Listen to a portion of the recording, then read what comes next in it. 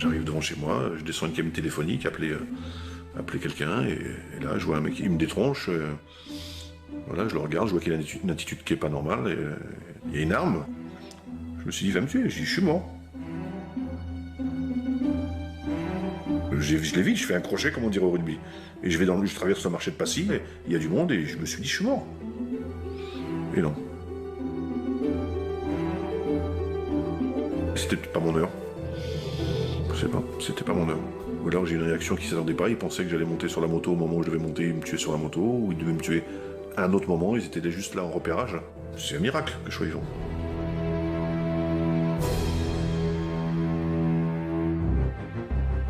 Karim Maloum, ex-braqueur de l'équipe mythique de la Dream Team, l'un des gangs les plus connus du grand banditisme dans les années 90.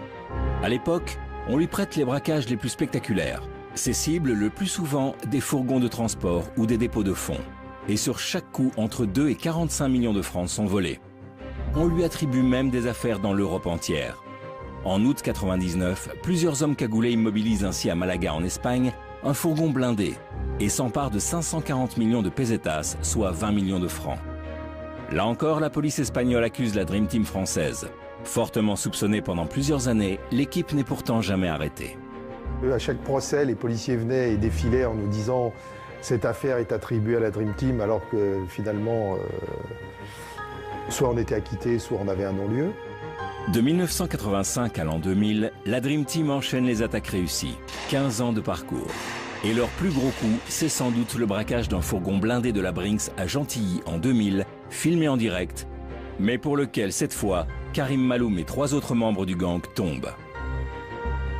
Karim Maloum est alors condamné à 13 ans de prison. Relâché en 2010 en liberté conditionnelle, il doit pourtant à nouveau vivre en cavale, traqué cette fois par des ennemis du milieu, pour, semble-t-il, une sombre histoire de règlement de compte. On me demande quelles sont tes occupations aujourd'hui, j'essaye de ne pas me faire tuer, j'essaye de survivre. Après avoir échappé à 2 tentatives d'assassinat, Karim, encore en liberté conditionnelle en 2012, accepte de témoigner et de raconter son histoire. Mais pour le rencontrer, il aura fallu faire preuve d'une grande discrétion afin d'éviter de le mettre plus en danger encore. Il nous donne rendez-vous dans le sud et nous reçoit dans une de ses planques. J'accepte aujourd'hui de parler, au cas où certains voudraient me faire taire à jamais. J'ai un devoir de transmission, il y a un devoir de mémoire vis-à-vis de ma famille, de mes enfants. Karim Maloum de la Dream Team, ça veut rien dire du tout. Ça fait vendre des journaux, ça fait faire des émissions. La réalité, elle est tout autre.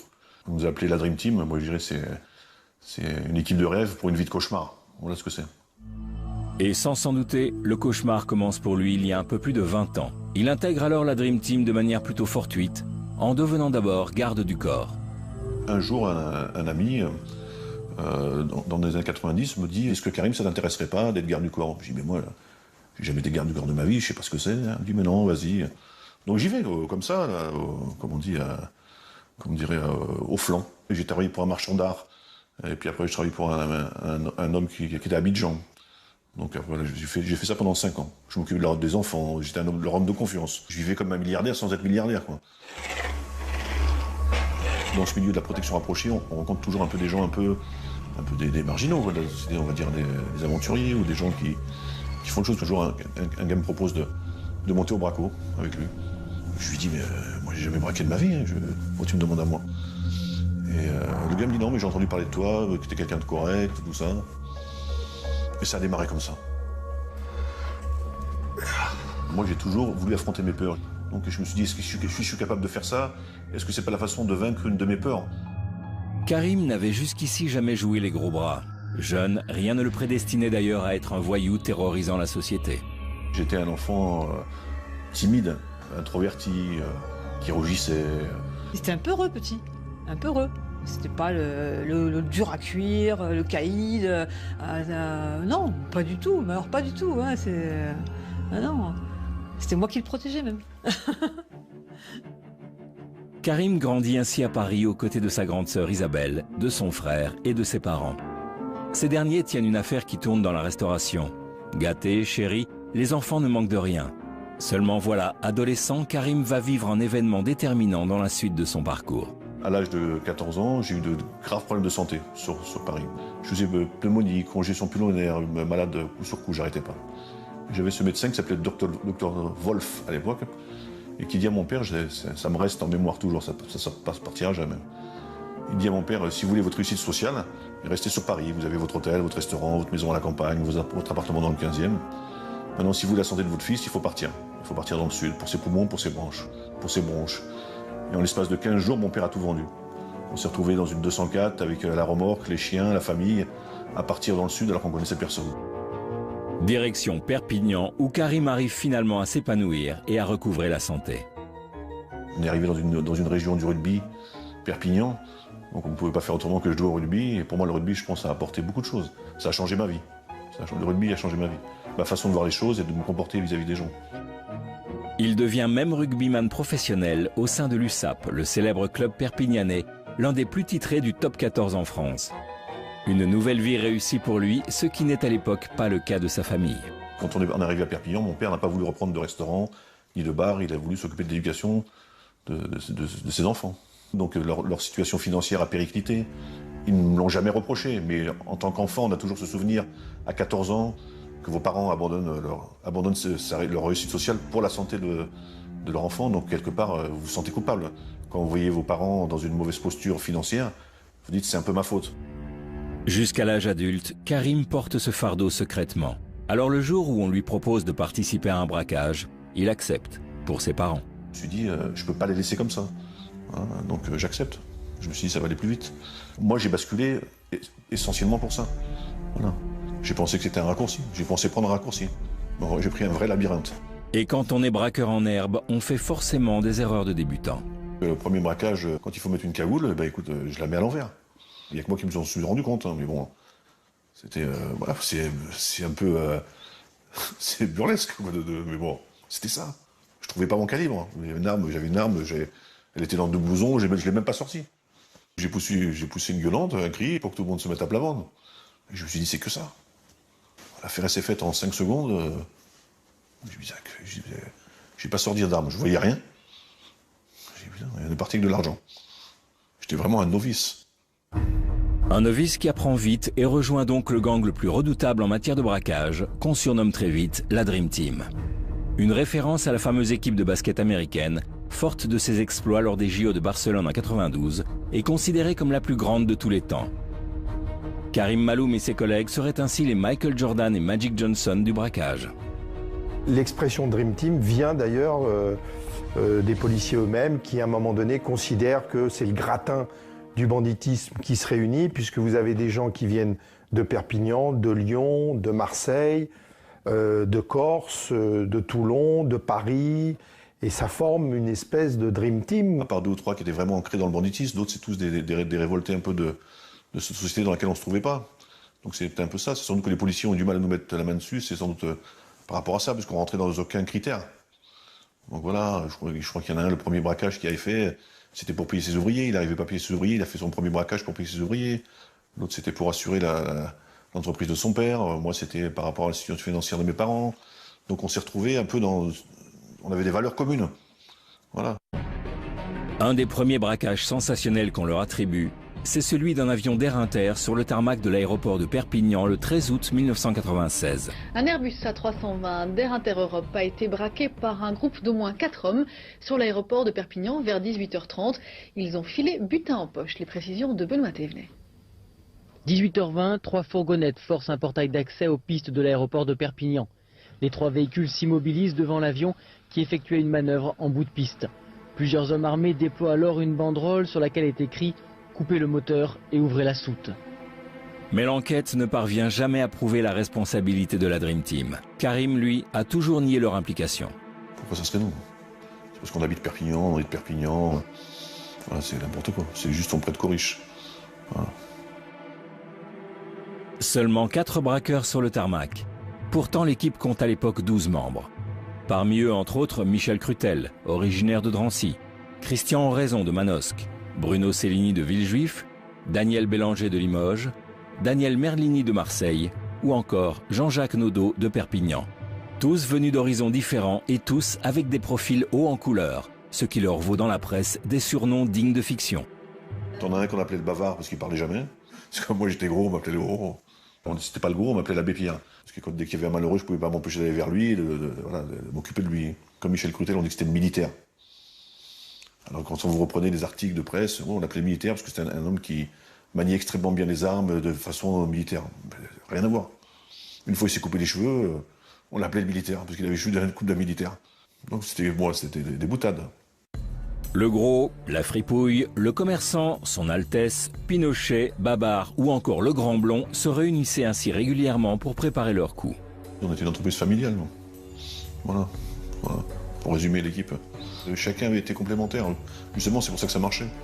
Il n'y avait pas un qui s'élevait pour écraser les autres. C'était vraiment une discussion. Il y avait des tableaux noirs qui étaient faits. Il y avait des votes à main levée. On fait telle affaire. Qui est d'accord, qui n'est pas d'accord. On avait une vraie démocratie dans notre équipe.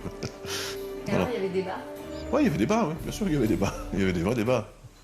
Il y avait des débats sur les affaires qu'on devait faire et puis qu'on n'a pas faites. Parce qu'il n'y a pas eu d'unanimité. Ou des affaires où on était sûr de prendre de l'argent et on était sûr de laisser des gens sur le tapis, aussi bien de notre côté que de l'autre côté, on ne les a pas faites. L'argent, on l'aurait pris, c'est sûr. Mais avec les dommages collatéraux, ils étaient importants. On n'a jamais versé de sang. Jamais. On a eu de la chance, ça aurait pu arriver.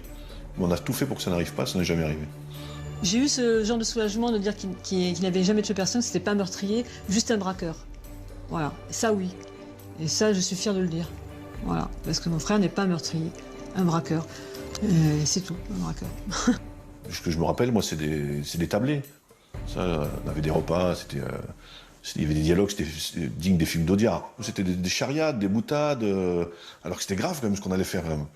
Mais il n'y avait jamais de stress, ou alors quand il y avait un qui était en stress, il y avait toujours un mec qui était là pour envoyer le bouchon, envoyer le mot pour le détendre.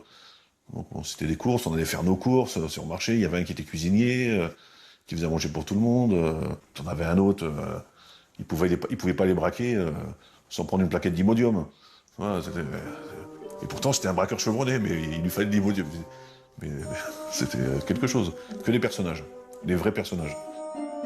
Le moment des repas était même un moyen de se jouer de la police. On avait pris le guide Michelin et pendant des années, on se retrouvait, on dit bah écoute, tu prends ta carte, page 12, ligne de 27, on se retrouve là à telle heure. C'était seulement l'adresse d'un restaurant. C'était le guide Michelin. Voilà. Donc longtemps ils ont dû chercher qu'est-ce que c'est que cette carte. Voilà. Donc, quand j'en parle avec le sourire parce que c'est des vrais moments que voilà, on peut pas nous enlever quoi. Aujourd'hui, Karim Maloum a purgé la quasi-totalité de sa peine. Beaucoup de ses potes ont disparu. Lui tente de rentrer dans les rangs, mais a gardé des fortes amitiés de ses années de détention. Il y a rencontré Christophe Rocancourt, l'escroc des stars, Roger Nobelpis, un des compagnons de cellule de Messrine, ou encore Raymond Chou, ancien braqueur. C'est très rare, mais quand ils le peuvent, ils se retrouvent en petit comité pour partager un repas pour le moins convivial. Une simple question. On est d'accord que Roger nous dit constamment qu'il est à la ramasse, que les temps sont durs. Regarde la Rolex en or. Allez, mets-toi à table. Regarde-le, il a recassé la montre tout de suite. Regarde là-bas. Ça fait 20 ans que je l'ai. Allez, voilà, 20 ans. Ah, il est beau, l'ex-ennemi public numéro 1. Il est beau. Je te la rends 4 000 € si tu veux. 4 000 €, mais tu te rends compte comment il te balance des chiffres? 4 000 €. C'est que dalle pour toi. Moi? Avec tout ce que t'as dans les coffres. 35 millions de dollars qui étaient emplâtrés. On ne peut pas croire ce que les médias disent. J'ai bien entendu ça à la télé. 35 millions de dollars. Mais les écoute pas, c'est tous des Entendu, menteurs. je sais sur quelle chaîne, je sais plus quoi. Là. Un jour, j'allume la télé, je vois ça terrible. Chez toi, j'allais aller chez toi. L'escroc numéro 2 ou numéro 1, je sais plus. Pourquoi numéro 2? Comment tu fais le numéro 28? Ah bah, tu avais mis numéro 2. Non, ah bah là t'es malhonnête. Je sais pas qu'ils avaient mis. Non, rectifie-toi. Ce que j'ai Les retenu, archives c'est parlent. 35 Numéro 1. 35 millions. Moi j'ai dit au gouvernement, je te nommerai ministre du budget. Quel extraordinaire. Les caisses seraient vides. Nous, on en est arrivé à faire des t-shirts.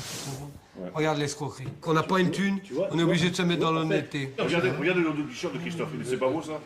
Dreamrock. Ça c'est une idée qu'on a eue tous les deux, voilà. La Dream Team et Rocancourt. On est dans la reconversion, on est dans le textile aujourd'hui, c'est pas beau. C'est vrai qu'aujourd'hui, de toute façon, l'avenir, il n'est pas dans la voyoucratie. On a compris qu'il n'y a plus de voyous. Vivre sans cet espoir, si tu veux, d'être délinquant, c'est vraiment la dictature totale. Tu sais que tu ne vas pas échapper ni au chômage, ni à l'usine, ni à la précarité. Tu vas rester chez toi. Tu vois, le manque d'argent va t'enfermer chez toi. Quand on ne fait pas l'apologie du bandisme, ce soir, on fait l'apologie de l'amitié. On va trinquer. Qui? Pote. Oui. C'est vrai. T'as trinqué avec moi? Alors, hein? Moi, la vraie histoire de la Dream Team, c'est des repas comme ça. C'est des repas entre amis. Là, je me régale, on est entre amis. Mais j'aurais aimé que mes amis soient là, ce soir. Quand des fois, j'imagine le tour d'une table avec tous mes amis. On était 12. Hein? J'en vois plus de 3 à table, tu vois, sur des gens qui étaient avec nous. C'est pas une réussite. Et il y en a aucun qui est mort dans son lit. Hein. Il y en a aucun qui est mort dans son lit. Et pourtant, on n'était pas des crapules.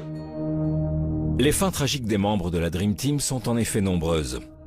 Michel Crutel est exécuté de 8 balles dans le corps au printemps 99, lors d'une attaque avortée d'un entrepôt du sud de l'Espagne. Il y visait une cargaison de 300 kg de hashish. Christian Oraison est assassiné en août 2008 à Manosque suite à un règlement de compte lié vraisemblablement à un trafic de machines à sous. Daniel Merlini est abattu à son tour le 17 mars 2010 près de Marseille, supposé mêlé lui aussi au milieu corse des machines à sous. Il n'y a pas de braqueur heureux, ça n'existe pas.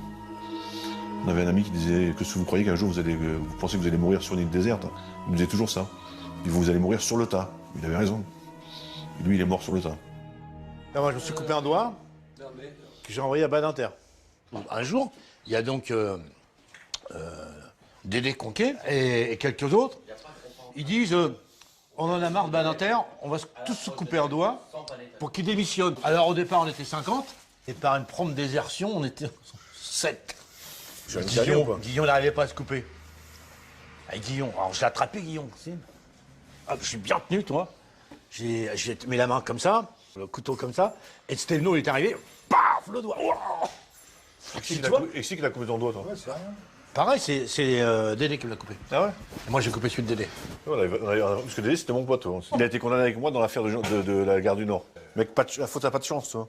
Il fait une affaire avec nous, il se fait arrêter. La première affaire qu'il fait avec nous, il se fait arrêter. Karim repenti. Pourtant, à l'époque, il croit que tout lui est permis et qu'il ne peut rien lui arriver. Jusqu'au 14 octobre 98, où l'équipe prépare un braquage gare du Nord qui tourne mal. Nous, on nous donne le tuyau, comme quoi il y a des gens qui vont arriver de Belgique, avec des pièces d'or dans les valises, et puis de l'argent, dont on décide de faire cette affaire, on est plusieurs sur cette affaire. Donc ils sont tout simplement, on n'avait même pas eu besoin d'armes sur cette affaire, parce que c'était ni plus ni moins un arrachage. Voilà, comme on dit, un arrachage, les gens sont arrivés avec les valises, on leur a pris les valises, on les a bloquées, on est parti. Le rôle de Karim, c'est simplement de casser une vitre, et comme il est baraqué, ancien deuxième ligne, et de sortir le type, et de lui prendre la mallette et de partir. Donc après, il se fêtait qu'on avait la police sur place ce jour-là. Ils étaient là aussi comme par hasard. Ils avaient eu une boule de cristal ce jour-là, ils étaient là. Ils nous attendaient. Donc après, on a une course-poursuite avec eux dans les rues de Paris, quoi. Et puis après, je crois qu'on se fait redresser par rapport à une écoute téléphonique, quelqu'un qui allume son téléphone. Ils ont encerclé la résidence. Il y avait le raid qui se mettait en place. Je sais pas si vous avez vu le film Léon, ouais, qui a des boucliers devant une porte avec des... c'est passé pareil. On a été encerclés dans l'appartement dans lequel on était, ça a eu des négociations pendant des heures. Il y avait Dédé Conquet dans l'appartement, et André Conquet, Daniel Merlini et moi. On est resté quelques heures quand même avant de se rendre, quoi. Donc il y a beaucoup de choses qui se passent dans la tête, quoi. Donc est-ce qu'on se rend, est-ce qu'on se rend pas? Il y en avait un qui voulait se suicider, je dis ça va pas, je vais pas me suicider. Il y a personne qui voulait sortir en premier. On a tiré la courte paille pour celui qui allait sortir en premier, parce que c'est sur celui qu'ils allaient sauter. J'ai perdu. Je suis sorti en premier, donc voilà, ils nous ont sauté dessus, mais bon, ça va, on avait pas d'armes. C'est un plaquage, hein. Au rugby, les plaquages, vous en prenez 15 par match, hein. Vous faites piétiner avec des crampons, alors c'est pas des gens avec leurs chaussures en plastique qui vont faire de l'effet, quoi. Je me fais arrêter comme pour un vol à main armée en flagrant délit. Je me dis, bon, je suis parti pour 5-6 ans.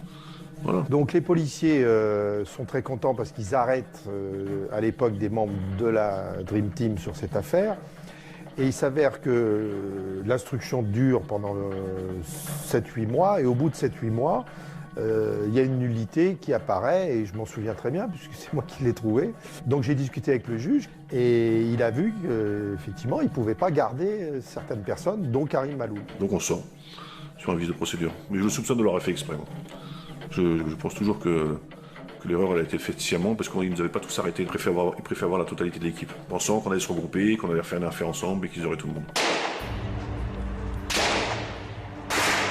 Et les heures de gloire de la Dream Team se termineront 2 ans plus tard, le lendemain de Noël à Gentilly, au cours d'un hold-up spectaculaire d'un fourgon de la Brinks.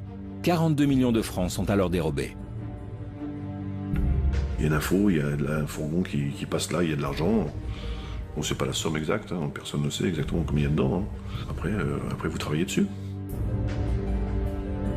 Un fourgon blindé, c'est une préparation particulière. Tout le monde a un rôle bien déterminé.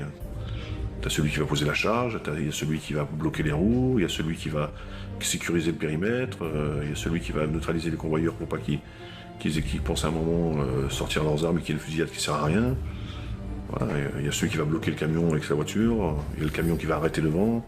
Donc chacun a son rôle. Il faut être vraiment synchro, quoi. C'est-à-dire qu'il y a 12 personnages, il ne faut pas qu'il y en ait un qui ait une défaillance, sinon c'est tout qui part en vrille. L'avantage, entre guillemets, de la Dream Team par rapport à d'autres équipes de l'époque, ce qui se faisait à l'époque au niveau braquage, c'était quand même une préparation minutieuse, style commando, style militaire, avec une très grosse préparation avant, pendant et après les affaires. Seulement voilà, la Dream Team n'est plus au complet. Plusieurs de ses membres sont morts. Il faut donc faire appel à des invités, comme ils disent dans le jargon. Et pour la première fois, le gang opère avec une autre équipe. C'est un mélange des genres. C'est pas bon le mélange des genres. On est passé au travers, on va dire, pendant des années. Parce qu'on est resté entre nous, on a vécu en autarcie. On s'est mélangé avec personne. Je dis pas que c'est de leur faute, tout ça. Moi, je le pense.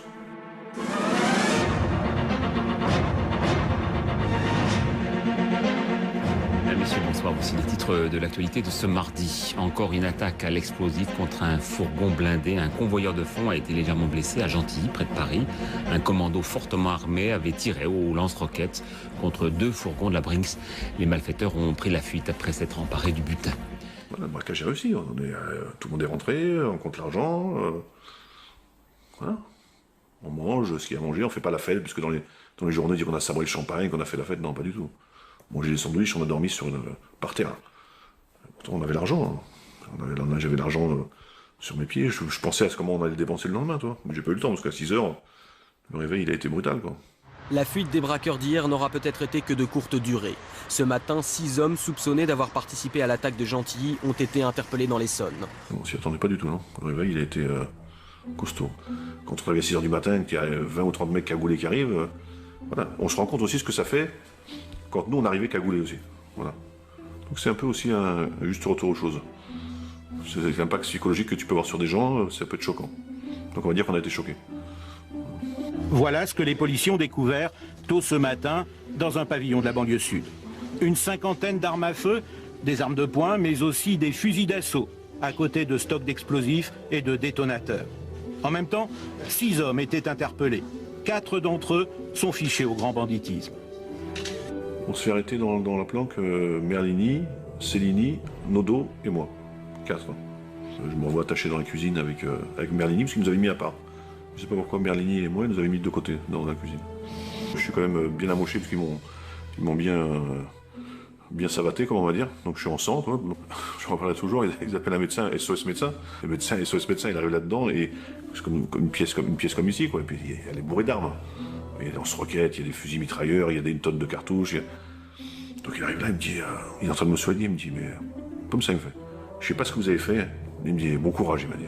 Comme ça, il me dit, mais le médecin, c'était, tu vois, même là, il y avait même là que c'était critique, j'étais obligé de rire, tu vois. Voilà. Quand ils nous ont arrêtés, pour eux, c'était, voilà, c'est une réussite, hein. On va dire ce qui est, hein. Comme un policier m'a dit, il me dit, je lui disais, t'es en train de prendre du grade. Lui, il m'a dit, toi, t'es en train d'en perdre. Il avait raison. C'était ça. Voilà. Outre les armes, sur place, la police retrouve donc une bonne partie du butin. 20 millions de francs, il retrouve. Et les autres 20 millions de francs?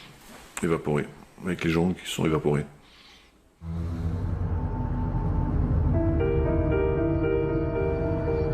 Le commando qui a attaqué hier un fourgon blindé de la Brinks aux portes de Paris est sous les verrous. Les gangsters ont été repérés grâce à un témoignage. L'affaire de Gentilly, c'est un grand mystère. Caméra, photographe, témoin miracle qui poursuit les braqueurs avec sa voiture.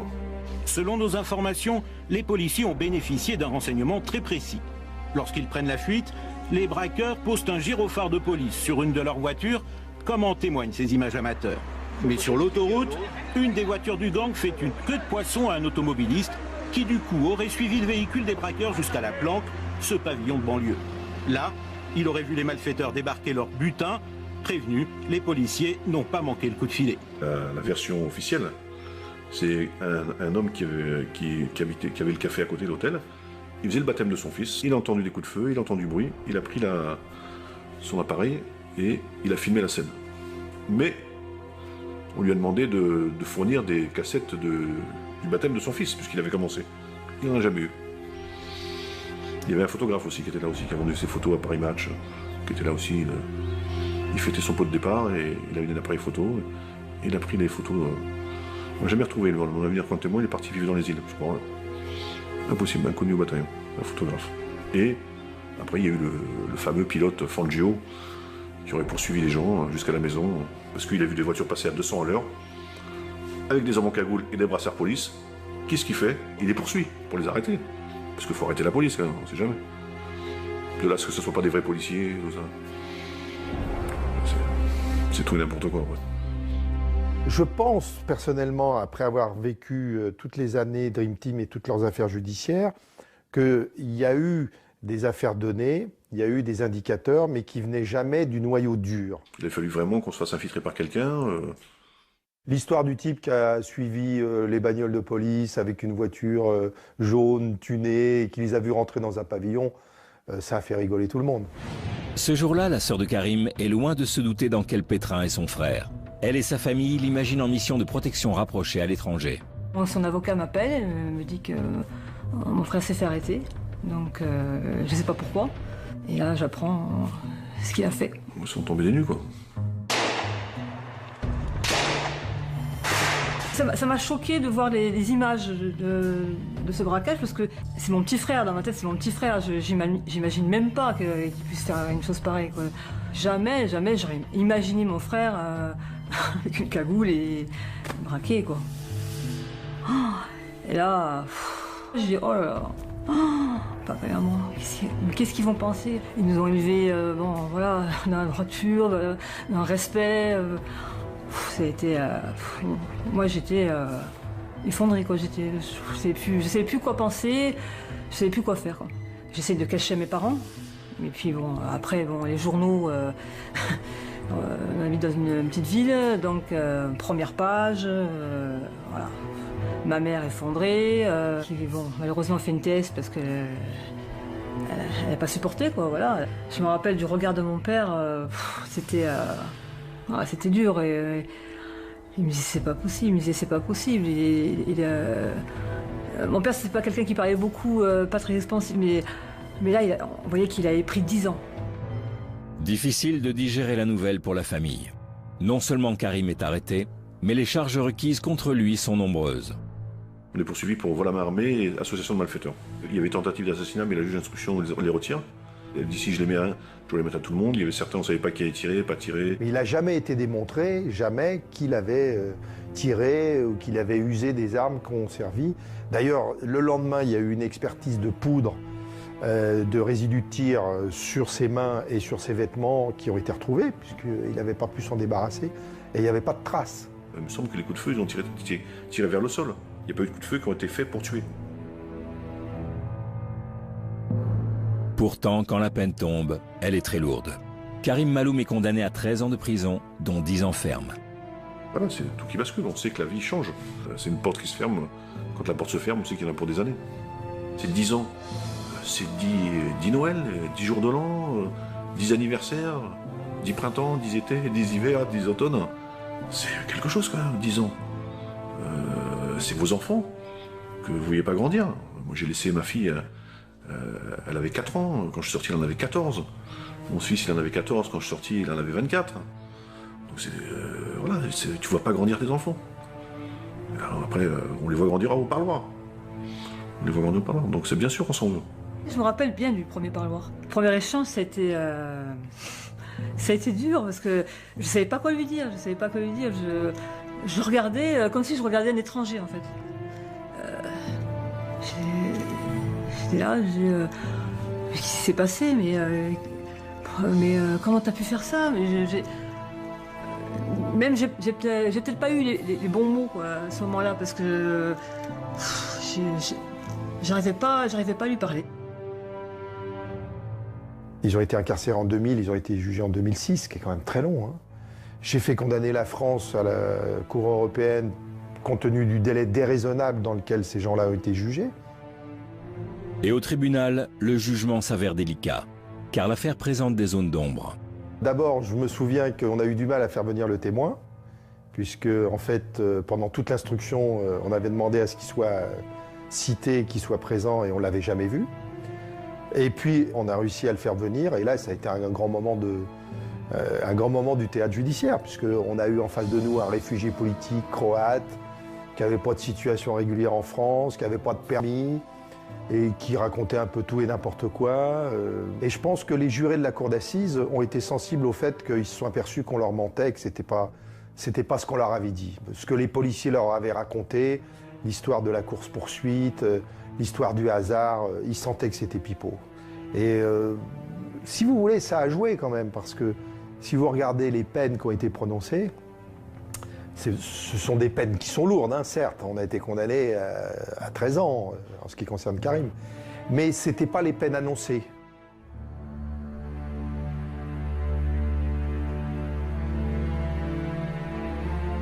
L'histoire de Karim Maloum et de la Dream Team n'est pas banale. Depuis sa sortie de prison en 2010, il a d'ailleurs décidé de la coucher sur papier avec l'aide de Thierry Colombier, écrivain spécialiste en criminologie. La difficulté, c'est de se mettre un peu à sa place. Donc, c'est pas facile de se mettre à la place d'un gangster, enfin d'un ex-gangster en tout cas. C'est pas quelqu'un qui balance. D'ailleurs, il cite rarement des noms. C'est très difficile à lui faire sortir des histoires, etc. Donc ça, c'est important. Est-ce qu'il me dit tout? Ça, je ne sais pas. Je ne suis pas son porte-parole. Je suis juste la personne qui va mettre des mots sur du papier. Un des gros chapitres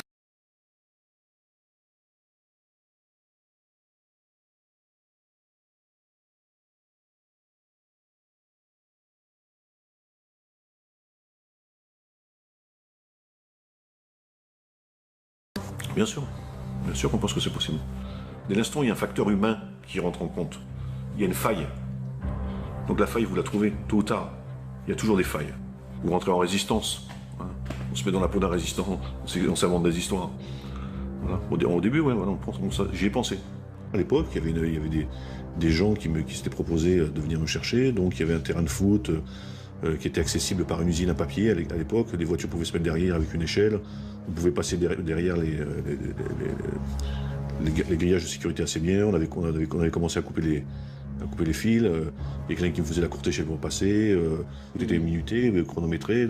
C'était pas simple, mais c'était réussi, quoi. À mon avis, c'était faisable. Ça aurait pris 5 minutes, 6 minutes. 5-6 minutes. Ouais. Et pendant 5-6 minutes, les surveillants, ils n'ont pas le temps de mettre en place... Le seul danger, c'est les surveillants qui sont au Mirador. Ouais. Donc là, il y avait une autre échelle qui était posée près des Miradors, avec quelqu'un qui jetait plusieurs fumigènes devant le Mirador, qui masquait ce qui se passait. Toi. Donc ils n'y voyaient rien, ils étaient dans le brouillard, et comme ça, toi tu prenais l'échelle, tu montais, tu passais de l'autre côté, et là, vous échappiez. Voilà.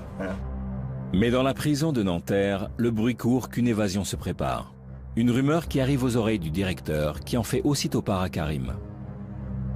Il m'envoie l'information, il dit on le sait, si tu avais quelque chose de prévu, bien sûr j'ai dit que c'était pas vrai, que c'était faux, il m'a donné comme quelques précisions qui m'ont fait qu'il était vraiment au courant. C'est pas le trahir que de dire ça, c'est qu'il m'a dit, il paraît qu'il y a un joueur de rugby qui va s'évader de la prison.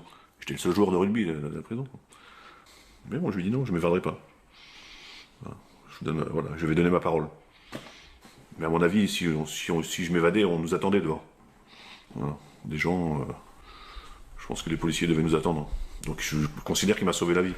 Donc c'est toi qui as décidé de ne pas le faire? Oui, j'ai décidé de ne pas le faire. J'ai décidé de pas le faire parce que les gens devaient se surfouler. Il aurait fallu être complètement stupide. J'ai fait une promesse à ce directeur de prison et j'ai fait une promesse à ma fille. Parce qu'à l'époque où l'évasion doit se préparer, elle vient au parloir et je dis à mon ex-femme, écoute, c'est pas la peine de venir la semaine prochaine, je serai plus là. Moi. Je lui fais comprendre. Et la petite, je me rappelle, elle a 5 ans, elle me dit, mais papa, si tu t'en vas, je vais plus te voir. Et elle se met à pleurer, elle a 5 ans. Voilà. Et là, je me suis pas senti. Je dis, je peux pas lui faire ça. Karim Maloum n'a alors pas d'autre choix que de s'adapter à son nouveau quotidien derrière les barreaux. Il décide d'être un détenu actif et offre même de partager ses expériences de jeunesse.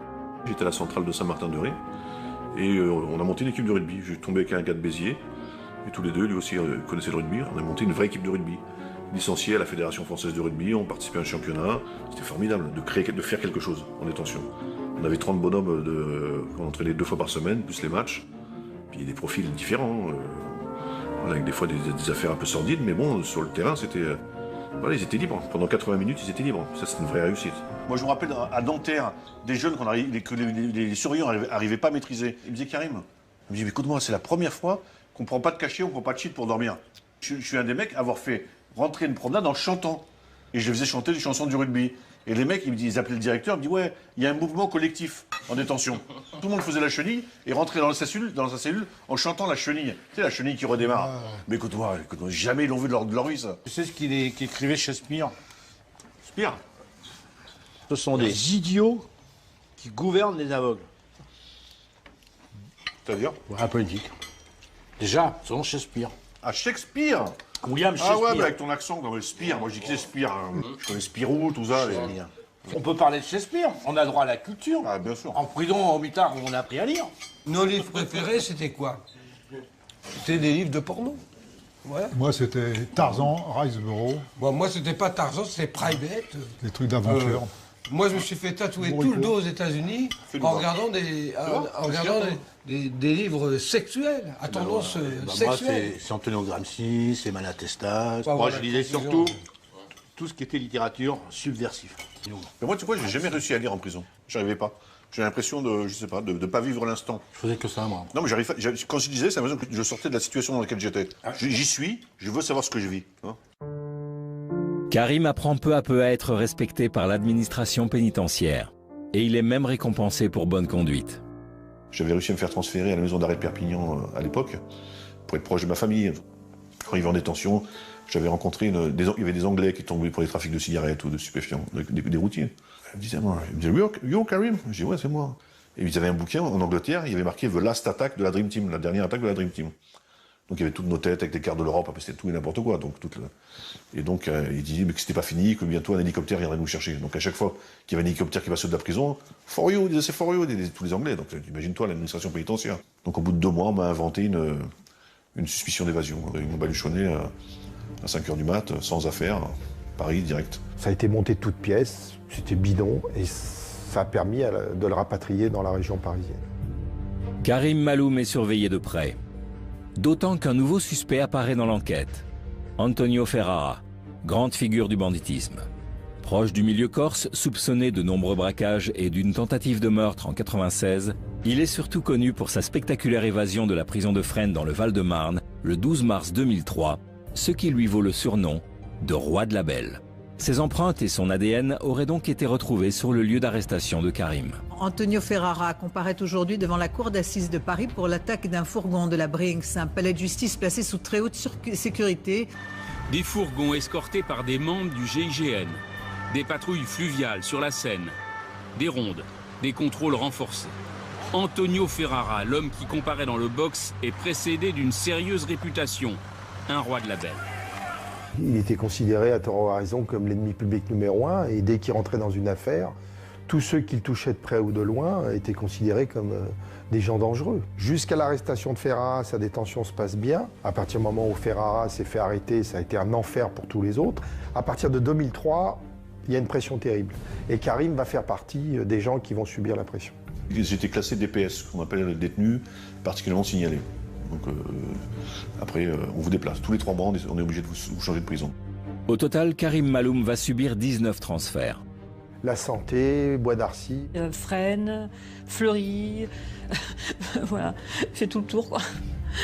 C'est fait pour vous faire craquer, en fait. Écroué d'une prison à l'autre, il va même passer 3 ans en quartier d'isolement. Une expérience traumatisante. L'isolement, c'est-à-dire vous êtes seul. Vous êtes seul dans la prison, vous êtes sur les toits, vous êtes isolé de la détention. Quand vous faites un mouvement, la prison est bloquée, parce que les gens n'ont pas le droit de vous voir. Donc dès qu'ils vous voient, ils vous regardent un peu, et ils pensent que tous les gens qui sont à l'isolement sont des gens qui sont là pour des crimes sexuels et qu'on protège. Donc vous vous faites insulter. Ces 3 ans, vous voyez personne, vous parlez avec personne, à part avec les surveillants. Moi je me rappelle d'une situation, des visages, vous en voyez plus. Je parlais à ma glace, je mettais ma glace devant la table, je mangeais, le seul visage que je voyais c'était le mien. Je me regardais. Je me souriais. Je me rappelle d'avoir vu un parloir, il avait les yeux complètement hagards, il me regardait. Là, j'ai eu peur, Il y a eu un moment où j'ai perdu la notion de l'espace sensoriel. J'arrivais plus à trouver la porte de la fenêtre. Je me suis dit, je deviens fou. Karim Maloum souffre également à cette époque de problèmes familiaux. À bout, il craque et fait une tentative de suicide. Oui, je m'ouvre les veines, ouais, avec des rasoirs. Avec un rasoir, et voilà. J'ai mon co-détenu qui est à côté, qui tape à la porte et qui me sauve. Quoi. Karim rencontre alors Mousse, un formateur et ancien détenu qui anime des groupes de parole en prison. Une main tendue qui va l'aider à s'en sortir. Il parle beaucoup de ses enfants, il parle beaucoup de sa mère, il parle beaucoup de son père qui est malade. Et il ne parle que de ça. J'ai donné la main à mon père la première fois au parloir. J'avais jamais donné la main à mon père. J'avais 40 ans. Je lui ai donné la main. Il s'est mis à pleurer. Je voyais qu'il allait partir, quoi. J'ai vu un garçon brisé par la maladie de son père, par l'obstination de l'administration pénitentiaire à lui refuser la visite à son père lorsqu'il était malade. Ça a été refusé pour des raisons de sécurité. Vous savez, on est dans une ambiance très sécuritaire à l'époque. Hein, et tout ce qui peut toucher de près ou de loin les membres de la Dream Team, tout est refusé. Hein. Même d'aller à l'enterrement de son père, entouré par les gendarmes avec des menottes, puisque c'est accordé dans d'autres circonstances, pour d'autres détenus. Là, tout est refusé. C'est pas moi qu'on a condamné, on a condamné mon père. Je trouve ça inhumain. Donc oui, j'ai été en colère. J'ai été très en colère. Il avait l'espoir de voir son fils une dernière fois. Et ça, je leur en veux. Je crois qu'il voulait le voir dehors. En fait, au moins le voir une fois dehors. Avant de mourir, le voir dehors. Je crois que c'est ça. Il m'a écrit une lettre le dimanche avant de partir. Voilà, donc il m'a dit je sais que je vous aime, mais j'ai jamais été démonstratif. Il s'est excusé. Moi, je lui ai fait une lettre en échange et je lui ai dit bon, tu peux partir tranquille, je m'occupe de la famille. Quoi. Il est mort la semaine d'après, quand il a reçu la lettre. Quand j'étais lui annoncer la mort de mon père en prison, alors là, ça a été... là, c'est... J'ai eu un peu honte d'être en prison le jour où mon père est décédé. Là, oui, là, j'ai eu honte parce que j'ai pas pu lui tenir la main, j'ai pas pu l'accompagner. J'ai eu honte de ce que j'ai fait, honte de me retrouver là et honte de ne pas être aux côtés de ma famille. Voilà. C'était un passage assez critique. Je crois que c'était le moment de détention le plus difficile. J'ai fait abstraction, je suis parti faire du sport, comme si de rien n'était. Je m'en souviendrai toujours.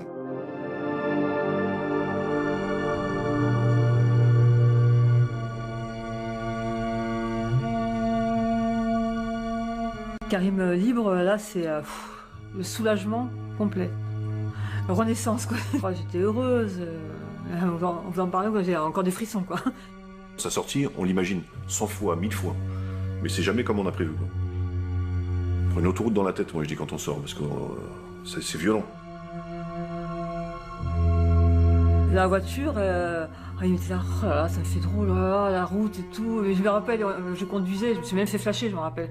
Parce qu'il tellement été pressé de rentrer sur Perpignan, je me suis fait flasher. La liberté, elle fait peur. Ben, c'est contradictoire, mais la liberté fait peur à un moment. On se dit, on veut tout faire, on veut tout vivre, on veut tout, on veut aussi de rattraper le temps perdu. On est boulimique. Boulimique de vie, boulimique de vivre les choses, tellement on en a été frustré. Moi j'aime bien le soir maintenant, après manger, aller marcher, parce que c'est ce qu'on pouvait pas faire en détention. Détention, c'était la vie s'arrêtait à 18h. 18h, la porte elle est fermée jusqu'au lendemain. Ben, je pense souvent aux autres qui sont en détention. Quand on sort de prison, il y a un sentiment d'abandonner les gens qui sont là-bas. Moi j'ai eu ce sentiment. On laisse des amis, on laisse une vie, on culpabilise de laisser ces gens-là, parce qu'on sait ce qu'ils vont endurer encore. Karim Maloum se réadapte peu à peu à la vie normale et rencontre même l'amour.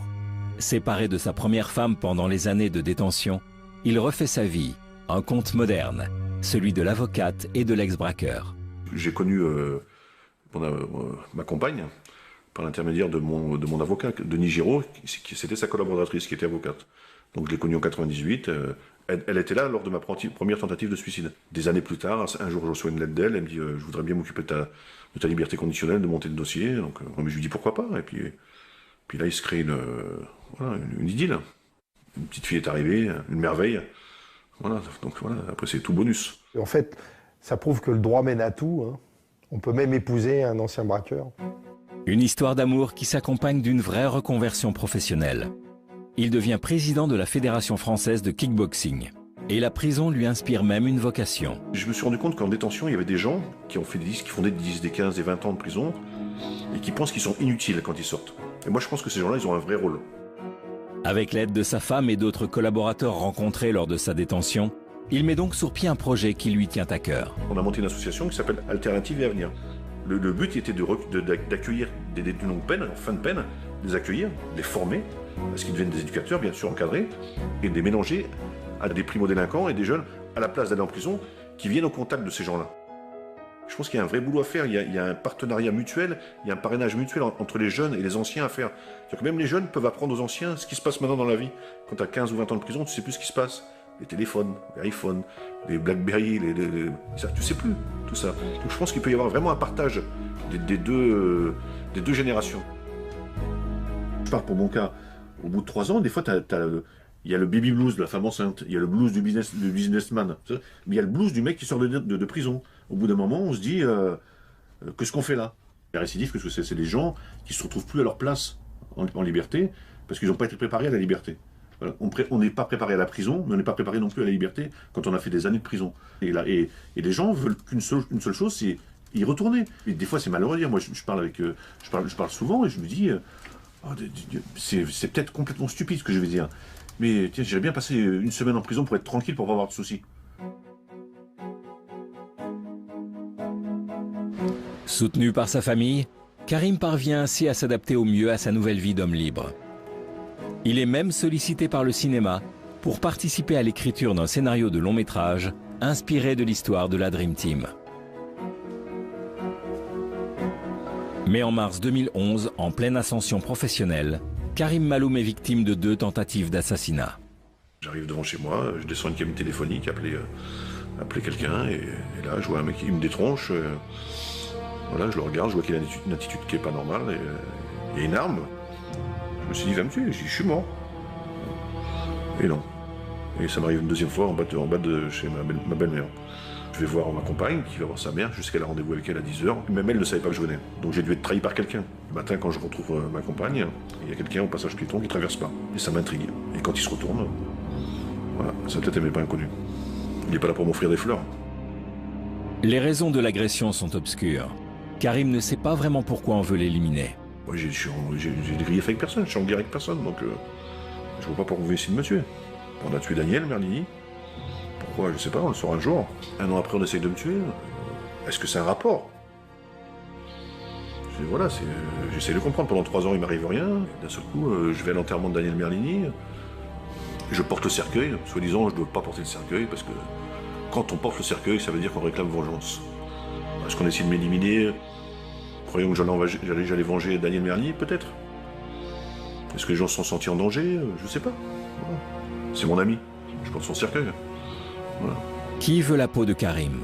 Qui sont ses ennemis? L'ex-braqueur a quand même sa petite idée. Je suppose les connaître. Je ne dirai pas qui c'est. Pourquoi faire? C'est un code que j'enfreinerai pas, je le ferai pas. J'essaierai de survivre, j'essaierai de ne pas me faire tuer. Après, où commence la légitime défense? Faut se poser la question. Les saloperies, on n'en a pas faites. On nous en a fait, nous, des saloperies. Des gens sont mal tenus avec nous, sont mal comportés. Mais pas nous. Donc maintenant, c'est des gens qui sont mal comportés qui essayent de nous éliminer. Karim se rend à l'évidence. Il ne peut plus vivre en toute sérénité sans se méfier. Sa vie doit donc changer. Ils ont mon adresse, mais après, je peux pas y rester, parce que si ils ont mon adresse, s'ils l'ont trouvé une fois, ils la trouveront 2 fois, parce que c'est des gens qui ont un réseau. C'est des gens qui travaillent avec beaucoup de gens, d'univers différents. Vous imaginez même pas ce que ça peut être. Comme ils ont dit, on a essayé de tuer un arabe à Paris, on n'a pas réussi à l'avoir. Voilà ce qu'ils disent. Voilà. Parce que tout se sait. Voilà, c'est tout. Une nouvelle vie commence alors pour lui. Une vie de cavale qui implique de grands changements dans son quotidien. Maintenant, au quotidien, c'est compliqué. C'est très compliqué. Je suis dans la survie. Je ne vais pas savoir si mon couple il va tenir, pas tenir, si ma vie, si je vais trouver du boulot. C'est pour l'instant, j'essaie de ne pas me faire tuer. Ça comporte une vie en retrait des autres, une vie en cavale. Pas en cavale de la police, mais en cavale de certaines personnes. Ça comporte une vie de famille qui est qui est stoppé. Voilà. J'ai une petite fille de 2 ans, je la vois plus, je vis plus avec. Je préfère que ma fille ait un père absent, ou mes enfants aient un père absent, mais un père vivant. Voilà. Donc on n'a pas réussi pour le moment physiquement à me tuer, mais comme je disais, on me tue socialement, quoi. Ça oblige à reprendre certains automatismes, à revoir certaines personnes, voilà, à se marginaliser. Malheureusement. C'est de repasser des coups de fil, c'est de plus dormir plus de 2-3 jours au même endroit, c'est de reprendre certaines fréquentations, de voyager sans cesse, de bouger. Mais tout ça, ça coûte de l'argent, énormément d'argent. Surtout quand l'argent, vous n'avez plus de salaire, vous n'avez plus de vie. Hein, après, comment on fait? Je peux me faire dépanner, mais après, qui dit appui financier dit rendre des comptes, exactement. Quand vous demandez de l'argent, après on vous demande des services. Donc, pour l'instant, j'en suis pas là. Mais voilà, on ne peut pas dire Fontaine. À un moment, il faudra faire un choix. Mes vrais amis, j'ai pas besoin de leur dire que j'ai besoin d'aide, ils savent. Ils connaissent la situation, donc mes vrais amis, j'ai besoin de rien leur dire. Presque, ils retrouvent le Karim qu'ils ont connu quand j'étais avec eux. Alors que j'avais dit, plusieurs fois, j'ai vu l'appel des sirènes, j'avais jamais répondu, quoi. Mais dans un sens, il me dit, bah, c'est pas plus mal, au moins t'es avec nous maintenant. C'est dommage de parler comme ça, mais c'est la réalité. Comme disait mon ami, il n'y a pas d'arrangement. C'était Daniel qui disait ça. Mais quand on est un ancien de la Dream Team, il y a des codes qu'on ne peut pas enfreindre. Je ne demanderai pas la protection de la police. Ils ne sont pas là pour faire ma protection rapprochée. Ils ont d'autres chats à fouetter, ils ont d'autres choses à faire. Mais bon, comme je disais, j'ai pas envie de me laisser dicter ma vie. Je fuis pas.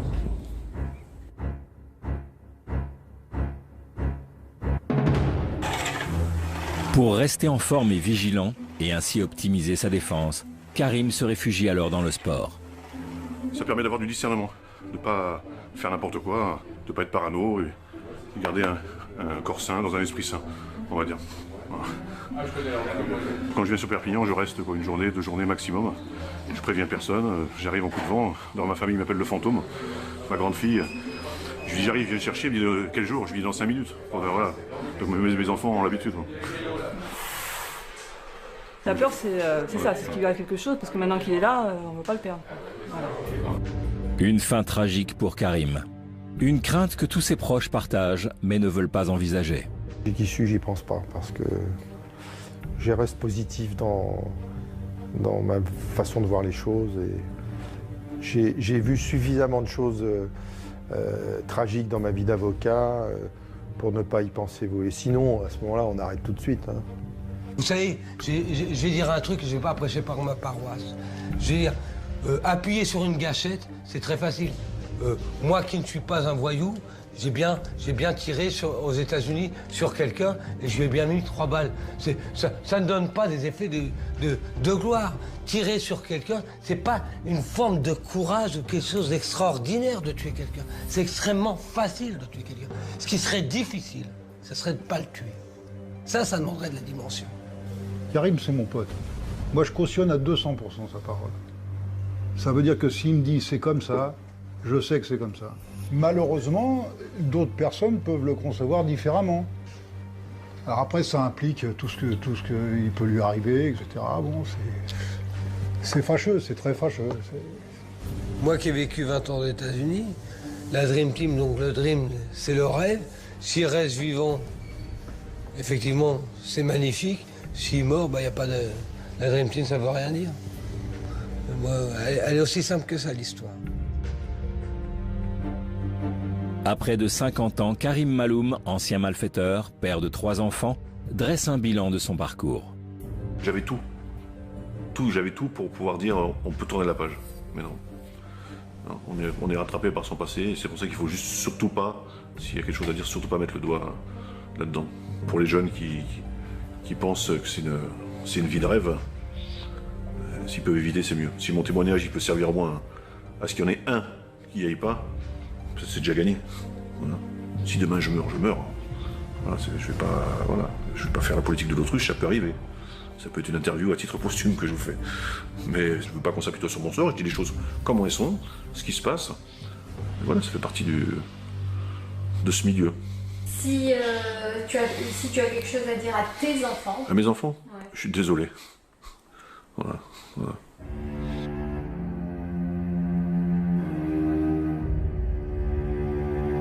Karim aurait dû être à ce jour complètement libre.